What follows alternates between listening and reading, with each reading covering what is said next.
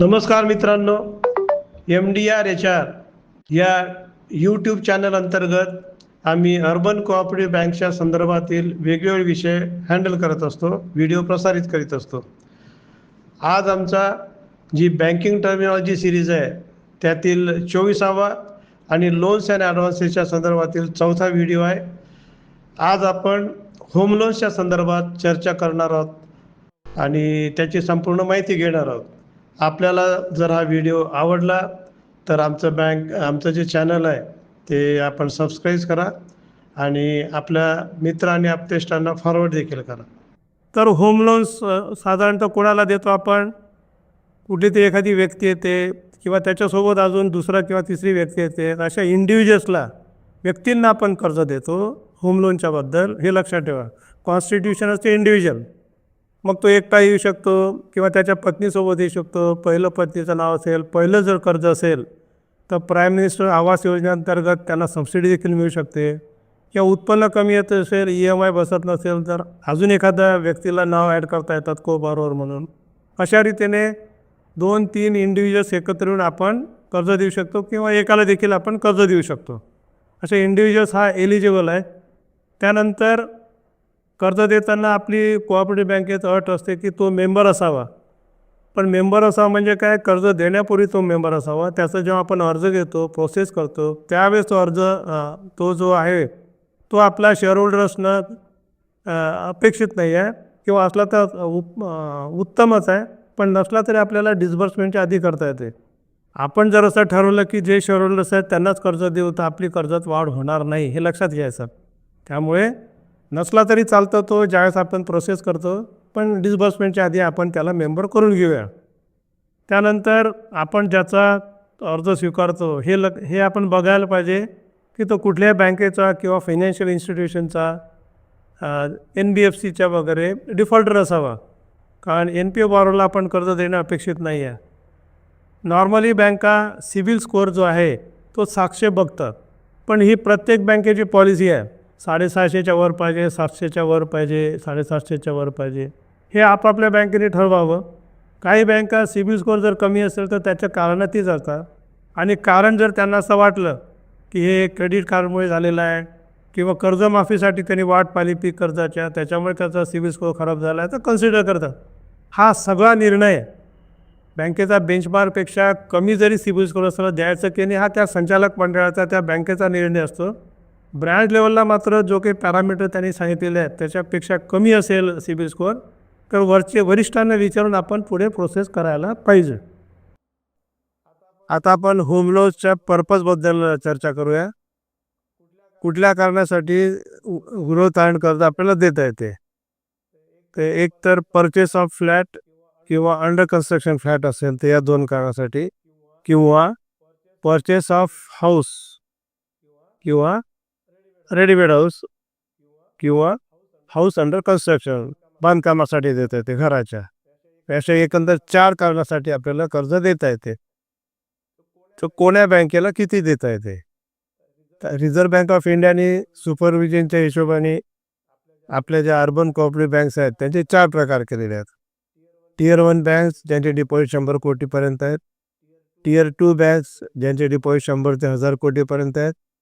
Tier 3 banks जे 1000 ते 10,000 कोटीपर्यंत आहे. त्याच्यावरील Tier 4 बँक्स. तर त्यांना गृहतारण कर्ज किती देता येते? तर Tier 1ला 60 लाख रुपये, Tier 2 बँकेला 140 लाख, Tier 3ला 2 कोटी रुपये आणि Tier 4ला 3 कोटी रुपये हे इतके देता येतात. पण याचा अर्थ प्रत्येक बँक इतके देईल का? तर नाही. तर ह्याची गृहतारण कर्ज किती देता येते हे प्रत्येक बँकेची जी क्रेडिट पॉलिसी आहे त्यामध्ये उल्लेख केलेला असतो की आपल्याला गृहतारण कर्ज जास्तीत जास्त किती द्यायचं आहे. म्हणजे एखाद्या बँकेचं समजा 1,40,00,000ची लिमिट आहे Tier 2 बँकेची, पण ती बँक डिसाईड करू शकते की आपण 50 लाखाच्या वर गृहतारण कर्ज द्यायचं नाही. तर आपल्याला कुठली लागू होईल? मग 50 लाख. त्याच्यामुळे प्रत्येक बँकेच्या कर्मचाऱ्यांनी आपल्या बँकेची क्रेडिट पॉलिसी बघावी आणि त्यात जे काही मर्यादा घालून दिलेली आहे तिचं पालन करणे अत्यंत गरजेचं आहे. त्याचप्रमाणे रिझर्व्ह बँकेने आता होम लोन्स जे आहेत आपले गृहतारण कर्ज यांच्या प्रायोरिटी सेक्टरची व्याख्या देखील बदललेली आहे. किती कर्ज देता येते आणि त्याचे रिपेअरसाठी किती देता येते. तर पूर्वी 2 प्रकार होते, मेट्रो आणि नॉन मेट्रो. आता त्यांनी 3 प्रकार केले. तर ज्या शहरांची लोकसंख्या लेटेस्ट सेन्ससनुसार 50 लाख किंवा त्याच्यापेक्षा जास्ती आहे, त्यांना आपल्याला 50 लाखाचं कर्ज देता येते. आणि घराची जी कॉस्ट आहे ती किती 63 लाख. म्हणजे या दोन्हीचं आपल्याला पालन करायला पाहिजे मर्यादेचं. घराची जी किंमत आहे परचेस प्राईस ती 63 लाखच्या वर नको घर किंवा फ्लॅट. आणि कर्ज कितीच्या वर देता येते 50 लाखाच्या वर.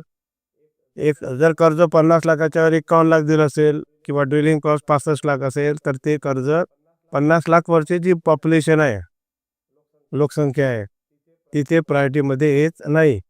त्याचप्रमाणे अशा ठिकाणी जर आपण रिपेअर्स रिनोव्हेशनला जर काही कर्ज दिलं तर ते 15 लाखापर्यंत दिलं असेल तर ते प्रायोरिटी सेक्टरमध्ये येते.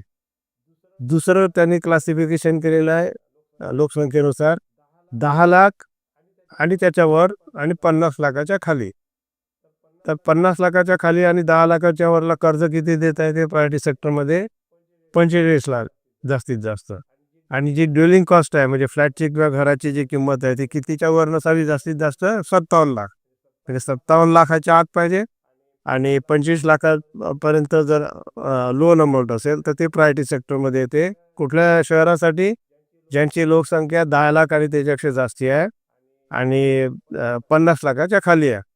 त्याचप्रमाणे अशा लोकसंख्येच्या शहरात जेव्हा आपण रिपेअरसाठी कर्ज देतो ते प्रायोरिटी सेक्टरमध्ये येण्यासाठी जास्तीत जास्त किती देता येते तर 12 लाख रुपये. आणि उरलेली शहर आहेत ज्यांची लोकसंख्या 10 लाखाच्या पेक्षा खाली आहे, कमी आहे लेटेस्ट सेन्ससनुसार. आता लेटेस्ट सेन्सस आपल्या देशात 2011ला झालेला आहे, जनगणना ज्याला म्हणतो आपण.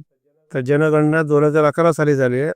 त्यानुसार ज्या शहरांची संख्या 10 लाखाच्या पेक्षा कमी असेल तिथे जर लोन अमाऊंट 35 लाखापर्यंत असेल किंवा ड्वेलिंग कॉस्ट घराची किंवा फ्लॅटची किंमत 44 लाखापर्यंत असेल तर ते प्रायोरिटी सेक्टरमध्ये येते. आणि याच्यापेक्षा कुठल्याही एका पॅरामीटरमध्ये जास्त असेल तर ते प्रायोरिटी सेक्टरमध्ये येणार नाही. त्याचप्रमाणे अशा शहरामध्ये जेव्हा आपण घराच्या रिपेअर्स रिनोव्हेशनसाठी कर्ज देतो ते 10 लाखापर्यंत जर असेल तर ते प्रायोरिटी सेक्टरमध्ये येईल, अन्यथा येणार नाही. हे आपण लक्षात ठेवावे. फिक्स रेट मात्र बँकेने जो ठरवलेला असते तोच. परंतु फिक्स रेट देखील बँकेचं संचालक मंडळ बदलू शकतो परिस्थिती पाहून. तिथे पहिल्यांदा दिला तो शेवटपर्यंतच राहील असं काही नाही. कारण आपण सँक्शन तिकीटमध्ये लिहिलेलं असते की फिक्स रेट आणि फ्लोटिंग रेट असते. तर फिक्स रेट याचा अर्थ तो रेपो लिंक नाही, परंतु तो बदलण्याचा अधिकार संचालक मंडळाकडे आपण घेतलेला असतो.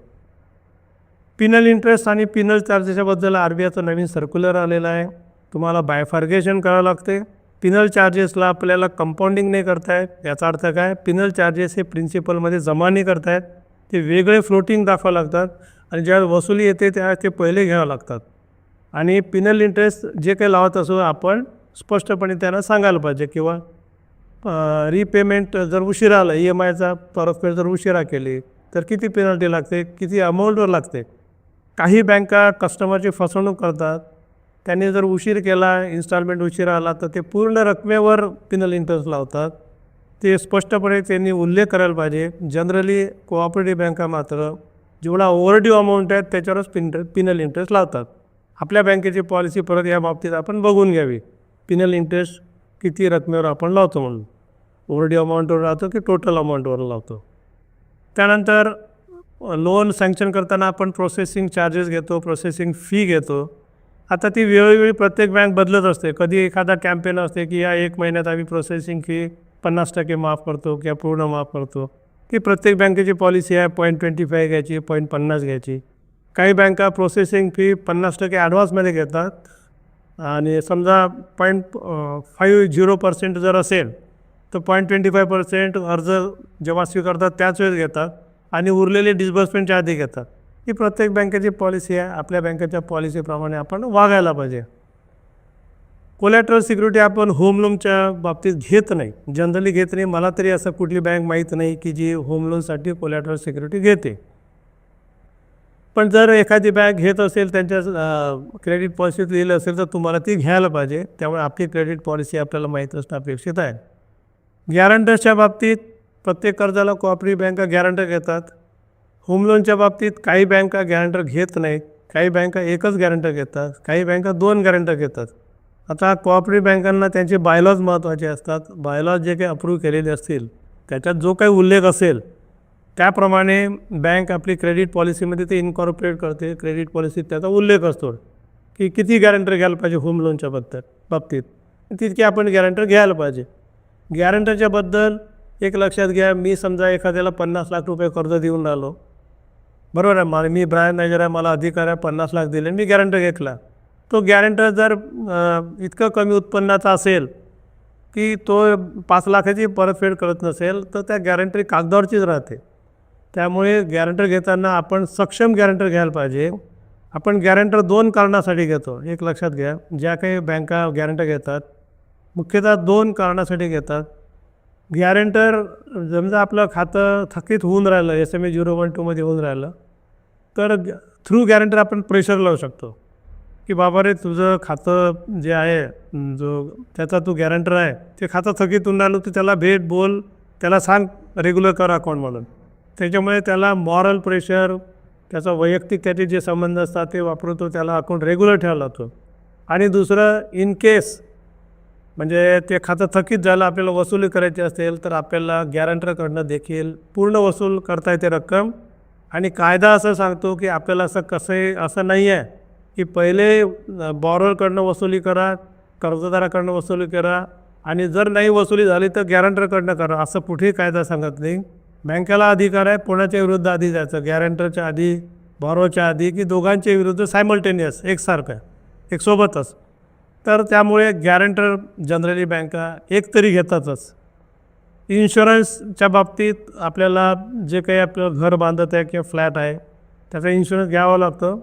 फक्त तो कॉम्प्रिहेन्सिव्ह असावा. सगळ्या त्याच्यातल्या जे काही घटना घडू शकतात, मग ते फायर आहे, अर्थक्वेक आहे, जे काही असू शकतं ते घ्यायला पाहिजे. फक्त टोटल रकमेतून जे काही लँडची व्हॅल्यू आहे, प्लॉटची व्हॅल्यू आहे, ती वजा करायला पाहिजे. कारण प्लॉटची जर व्हॅल्यू आपण त्यात ॲड केली तर उगीच त्याचा प्रीमियम वाढेल, त्याचा उपयोग बँकेला किंवा त्या बॉरोअरला काहीच नाही.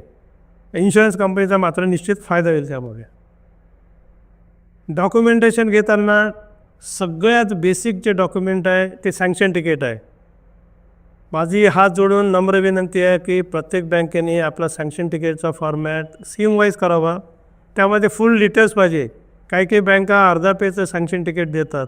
एक लक्षात घ्या, सँक्शन तिकीट हे आपण मॉर्गेज डीडच्या सोबत लावतो, त्याला अनन्यसाधारण महत्त्व आहे. आणि सँक्शन तिकीटमध्ये बेसिक इन्फॉर्मेशन जी आहे ती असायला पाहिजे. त्या बॉरोअरचं नाव, त्याचं इंटरेस्ट रेट, त्याचं रिपेमेंट, त्याला मोरॅटोरियम देत असेल तर ते, त्यानंतर EMIचा अमाऊंट, आपल्या ज्या काही अटी आहेत त्या सगळ्या अटी त्यामध्ये द्यायला पाहिजे की आपण काय करणार आहे.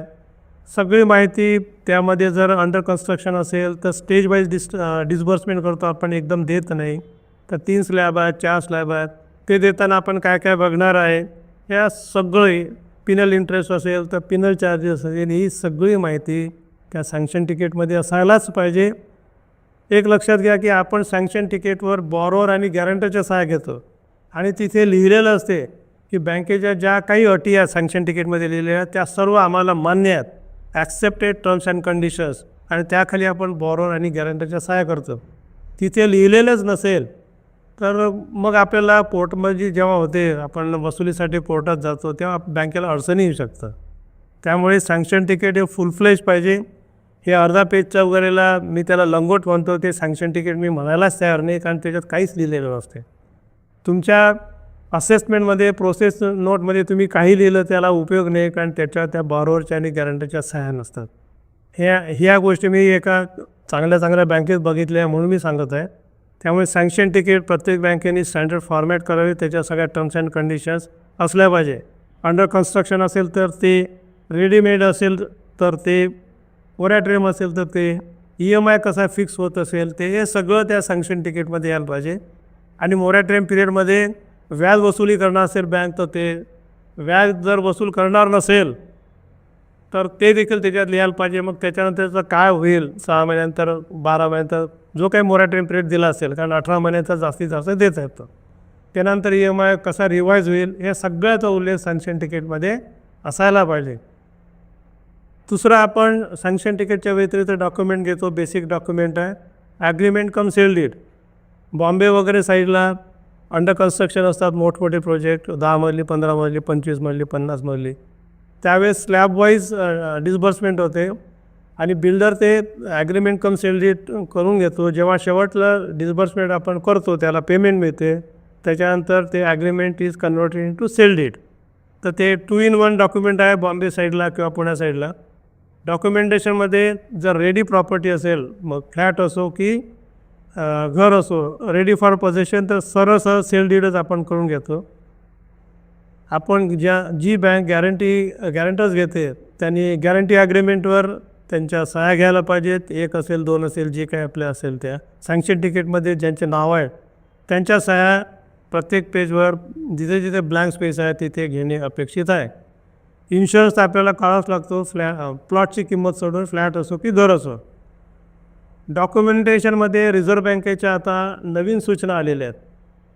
काय आलेल्या आहेत त्या, की आपण जेव्हा डॉक्युमेंटेशन घेतो त्यामध्ये SMA 012ची व्याख्या द्यायला पाहिजे. उदाहरणासह जर त्याचं ओव्हरड्यूज थकीत एका दिवसापेक्षा जास्ती 30 दिवसापर्यंत असेल तर SMA 0 म्हणतो. 30 दिवसापेक्षा जास्ती असेल तर SMA 1 म्हणतो आणि 60 दिवसापेक्षा जास्ती असेल तर SMA 2 आपण म्हणतो. तर ह्यांचे उदाहरणे देखील त्यांनी द्यायला पाहिजे, म्हणजे बॉरोला कळलं पाहिजे की आपलं अकाउंट SMA म्हणजे special mention account. Special mention account तर त्याचा अर्थ, त्याचे कॉन्सिक्वेन्सेस कळले पाहिजे की SMAमध्ये गेलं तर आपला सिबिल खराब होतो, SMAमध्ये गेलं तर बँक पिनल इंटरेस्ट लावते आणि SMA 2च्या पुढे गेलं तर अकाउंट NPA होते आणि मग सगळंच म्हणजे बँकेचे नुकसान होते आणि त्या बॉरोचे नुकसान होते. त्यामुळे डेफिनेशन ऑफ NPA देखील आपण त्याच्यात द्यायला पाहिजे आणि उदाहरण देखील द्यायला पाहिजे. हे RBIच्या डायरेक्टिव्ह आहेत, ह्याचं पालन व्हायलाच पाहिजे. आजकाल RBIच्या डायरेक्शनचं पालन नाही केलं तर RBI सरळ बँकांना पेनल्टी लावते. त्याच्यामुळे ह्या 2 गोष्टी आपण जेव्हा डॉक्युमेंट्स करतो त्यावेळेस ते असायला पाहिजेत. ज्या बँकेचे डॉक्युमेंट्स जुने आहेत त्यांनी रिवाईज करून घ्यायला पाहिजे. माझं वैयक्तिक मत असं आहे की कुठल्याही बँकेचे जे डॉक्युमेंट्स आहेत ते 5 वर्षापेक्षा जास्ती जुनी असता कामा नये. कारण वारंवार कोर्ट जजमेंट येत असतात, RBI डायरेक्शन देत असते, आपले डॉक्युमेंट्स आउटडेटेड होतात. त्यामुळे बँकेने आपलं पूर्ण डॉक्युमेंटेशनचा सेट दर 5 वर्षांनी तरी किमान रिवाईज करायला पाहिजे. त्यानंतर ओव्हरड्यू आपण कसे कॅल्क्युलेट करतो ते देखील द्यायला पाहिजे. कारण आपण ओव्हरड्यू हे डे एनला करतो, डे एनच्या पूर्वी करतो, जस्ट व्याज लागल्यानंतर. प्रॉब्लेम काय होतो की एखादा बॉरोवर आपल्याकडे येतो, काउंटरला जातो, समजा तो 22 मार्चला आला, तो आपल्या काउंटरवर विचारतो किंवा 31 मार्चपर्यंत किती पैसे भरायचे आहे. तो सिस्टीममध्ये जातो आणि तो रक्कम सांगतो, ती रक्कम तो भरतो. पण दुर्दैवाने आपला जो काउंटरवरचा क्लर्क किंवा ऑफिसर आहे तो 31 मार्चला जे काही व्याज लागणार आहे ते त्याला सांगत नाही. आणि मग काय होते की 0 ओव्हरड्यू न झाल्यामुळे, कारण 31 मार्च जे काही व्याज लागलेलं आहे त्यांनी न भरल्यामुळे 31 मार्चला ते अकाउंट 0 ओव्हरड्यूला येत नाही, अकाउंट NPA राहते. म्हणजे त्याचंही नुकसान होते, त्याचं सिबिलचं नुकसान होते, त्याचं व्याजाचं नुकसान होते, बँकेचं देखील NPA वाढतो. त्यामुळे 0 ओव्हरड्यूचा जो कन्सेप्ट आहे तो आपण एक्सप्लेन करायला पाहिजे, त्याच्यात लिहायला पाहिजे डॉक्युमेंटमध्ये की आम्ही डे एंडला करतो, त्याच्यामुळे डे एंडच्या पूर्वी जे काही व्याज लागते ते सुद्धा त्यांनी वेळीच भरायला पाहिजे, नाहीतर अकाउंट NPA होते. ठीक आहे. रिझर्व्ह बँकेचा अजून फेअर प्रॅक्टिस कोडच्या अंतर्गत अजून काही आदेश आहेत, ते म्हणजे की फॅक्ट स्टेटमेंट. की फॅक्ट स्टेटमेंट म्हणजे काय की आपला जो बॉरोवर आहे, कर्जदार आहे, त्याला ॲक्च्युअल व्याजदर किती लागतो ते कळलं पाहिजे. कारण आपण काय करतो, व्याजदर आहे समजा आपल्या बँकेचा 7% हाऊसिंग लोनचा आहे गृहीत धरू आपण, पण मग आपण पिनल इंटरेस्ट लावतो. त्याच्याप्रमाणे आपले काही चार्जेस असतात, व्हिजिट चार्जेस असतील तर ते, प्रोसेसिंग चार्जेस असतील तर ते, जे काही आपले इतरही चार्जेस असतात, म्हणजे पिनल चार्जेस आणि पिनल इंटरेस्ट हे सगळे मिळून त्याचा व्याजदर किती त्याला पडतो, म्हणजे इफेक्टिव्ह इंटरेस्ट रेट, ते कॅल्क्युलेशन द्यायला पाहिजे. त्याची 1 पेजची शीट रिझर्व्ह बँकेने तो प्रोफॉर्मा दिलेला आहे, त्याची एक कॉपी त्याला देणे अपेक्षित आहे. म्हणजे ट्रान्सपरन्सी, पारदर्शकता अपेक्षित आहे फेअर प्रॅक्टिस कोडच्या अंतर्गत. आणि त्या पारदर्शकतेमुळे त्याला कळेल की खऱ्या अर्थाने आपल्याला किती व्याजदर लागतो. त्यामुळे की फॅक्ट स्टेटमेंट आपल्या डॉक्युमेंटेशनसोबतही घ्यायला पाहिजे आणि त्यासोबतच त्याला एक कॉपी देणे आपल्याला अपेक्षित आहे. डॉक्युमेंटेशन जेव्हा आपण घेतो कुठल्याही कर्जाचे, तर महाराष्ट्रात आपण काम करत असेल तर महाराष्ट्र स्टॅम्प ॲक्ट लागू पडतो. जो काही लेटेस्ट रिवाईज केलेला स्टॅम्प ॲक्ट आहे त्याप्रमाणे आपल्याला तेवढं स्टॅम्पवर ते डॉक्युमेंट्सवर फ्रँकिंग करून घ्यायला पाहिजे शक्यतोवर, किंवा मग ते स्टॅम्पवर सह्या करून घ्यायला पाहिजेत. स्टॅम्पवर सह्या करताना बरेच लोक फक्त कोऱ्या स्टॅम्पवर सह्या करतात, ते चुकीचं आहे. आपल्या जे डॉक्युमेंटेशनसाठी सुरुवात जी असते पहिला पॅरेग्राफ किंवा पहिले 4 लाईन त्याच्यावर आपण हाताने तरी लिहायला पाहिजे.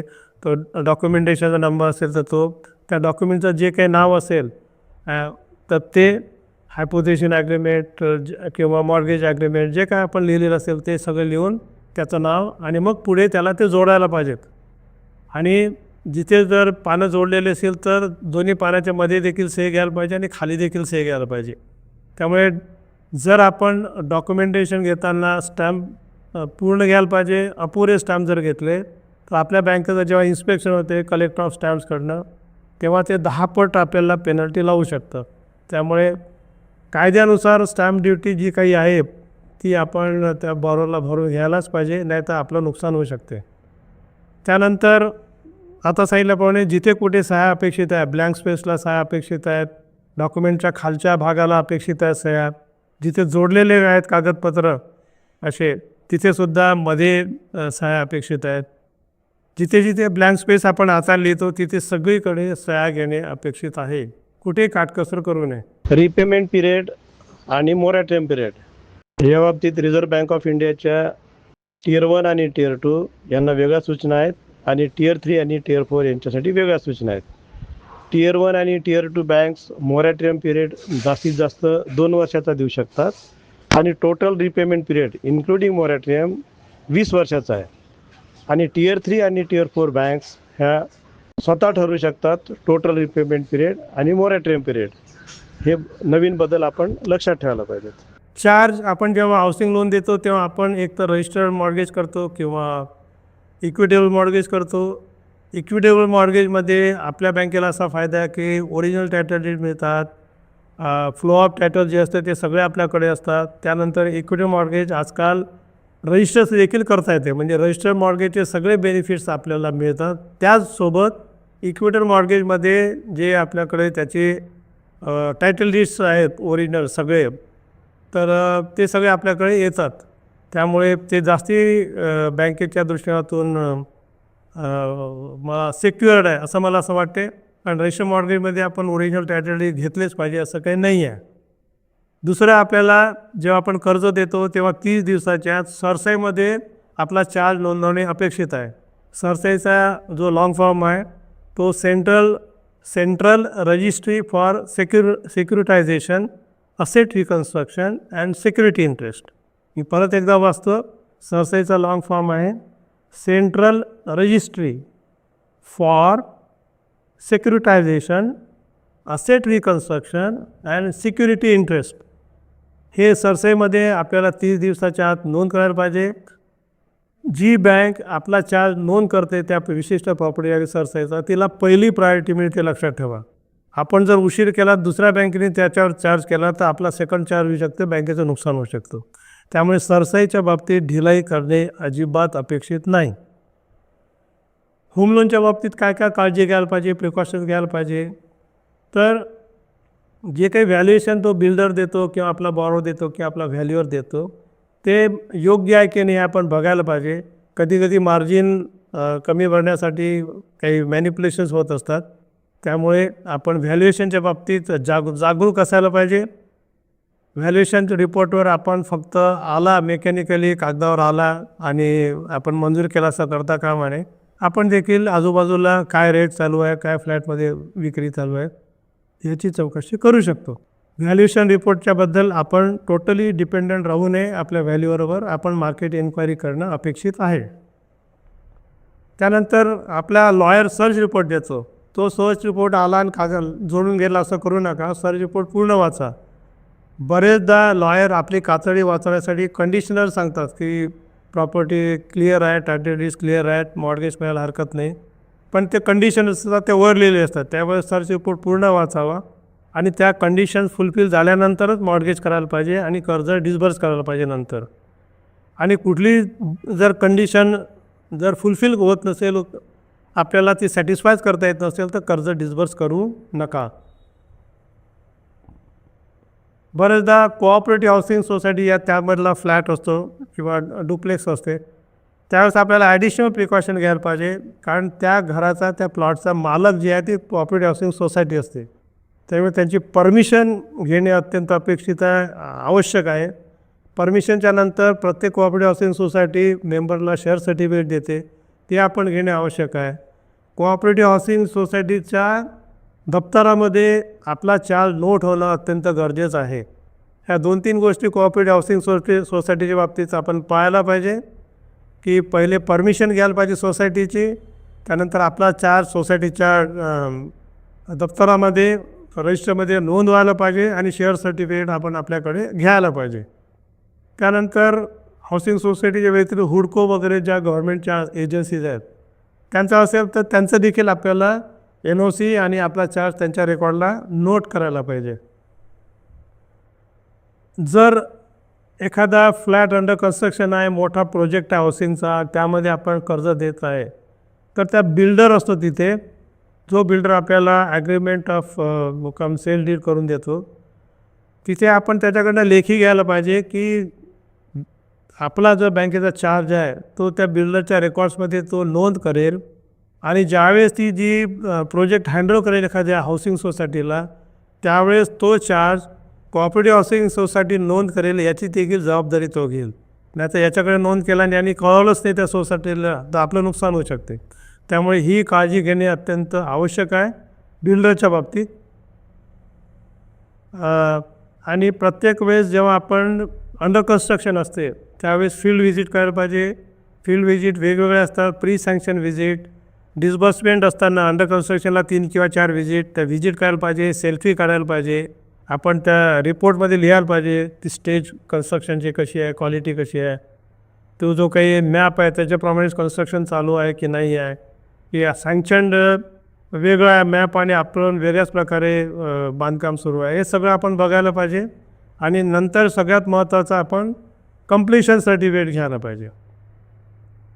आणि अजून काही ज्या जनरल आहेत इन्स्ट्रक्शन त्या आपल्याला माहीत आहे की इंटरव्ह्यू कसा घ्यायला पाहिजे, आपण आधीच बघितलेला एक व्हिडिओ त्याच्यावर स्पेशल आपण केलेला आहे. इंटरव्ह्यू घेताना फॉर्मॅट बँकेचा जरी असला तरी विचारासाठी आपल्याला काय माहिती अपेक्षित आहे त्या दिशेने आपण विचारायला पाहिजे. ते सगळं आपण लोन ॲप्लिकेशन आपण भरून घ्यायला पाहिजे, त्याच्यात सगळे कॉलम भरलेले असले पाहिजे. Pre sanction visit, post sanction visit तर करायलाच पाहिजे. त्यानंतर मेंबरशिप लिंकेज जे काय 2.5% असेल या बाबतीत ते आपण घ्यायला पाहिजे.